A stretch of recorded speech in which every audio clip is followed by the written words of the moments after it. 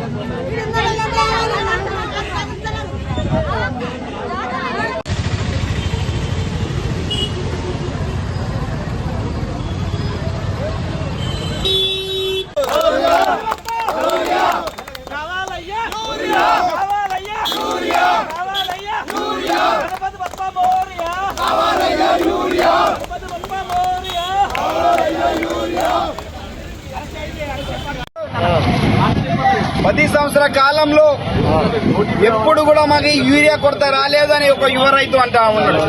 అదేవిధంగా రైతులంతా కూడా మేము ఎప్పుడు లైన్ కట్టలేదని అంటా ఉన్నారు. ఈ రోజు మరి ఈ రోడ్డు పొంటి వెళ్తూ ఉంటే ఈ లైన్ ఏందని పరిశీలిస్తే రైతులంతా యూరియా ఇస్తలేరు, మాకు 4 రోజులే లైన్ కట్టి ఒక్క యూరియా కూడా ఇస్తలే అంటారు. మరి రేవంత్ రెడ్డి కానీ ఇక్కడ ఉన్న కాంగ్రెస్ పార్టీ నాయకులు ఏమంటారు? లైన్ లో ఉన్న వ్యక్తులు రైతులు కాదు, యూరియా కొరత లేదు అని మాట్లాడుతూ ఉన్నారు బీఆర్ఎస్ పార్టీ పైన. ఒక్కసారి చూడండి, ఇక్కడ రైతుల ఆవేదన చూడండి. మరి మాకు వాళ్ళు చెప్తా ఉంటే 10 ఏళ్లలో మాకు కేసీఆర్ ప్రభుత్వంలో ఎప్పుడు కూడా మాకు ఈ లైన్ కట్టలేదు, మాకు యూరియా కొరత రాలే అని మాట్లాడుతూ ఉన్నారు. అయ్యా, నీ రాజ్యం ఆనాటి రోజులు తెస్తానన్నాడు రేవంత్ అన్న అనేది ఇదేనా? మరి గతంలో ఉమ్మడి రాష్ట్రంలో తెలంగాణ రైతాంగం ఏ విధంగా మరి అన్యాయాలకు గురై నీళ్ల కొరకు కానీ కరెంటు కొరకు కానీ యూరియా కొరకు కానీ అప్పుడు ఏ బాధలు పడ్డారో ఇప్పుడు వాళ్ళు ప్రత్యక్షంగా వారు మాట్లాడుతూ ఉంటే నిజంగా బాధ అనిపిస్తా ఉంది. ఈ రోజు వాళ్ళకి సంఘీభావంగా మేము బీఆర్ఎస్ పార్టీ పక్షాన వాళ్ళకి సంఘీభావం తెలిపి మరి నిరసనగా వాళ్ళకు నీళ్లు ఇచ్చి మరి వాళ్ళకు మద్దతు తెలపడం జరిగింది. ఇంత అన్యాయం ఎక్కడ లేదు. మరి కేంద్రంలో బీజేపీ పార్టీ, రాష్ట్రంలో కాంగ్రెస్ పార్టీ వాళ్లకు సకాలంలో రైతులకు వాళ్ళకు పైసలు కట్టక యూరియా బస్తా వస్తలేదు. బొక్కుతున్నారయ్యా కాంగ్రెస్ పార్టీ నాయకులారా. కనీసం రైతులకు ఒక 2 బస్తాల యూరియా ఇవ్వలేని పరిస్థితిలో ఈ రాజ్యాన్ని ఏ విధంగా నడుపుతారని మేము బీఆర్ఎస్ పార్టీ పక్షాన ప్రశ్నిస్తా ఉన్నాం.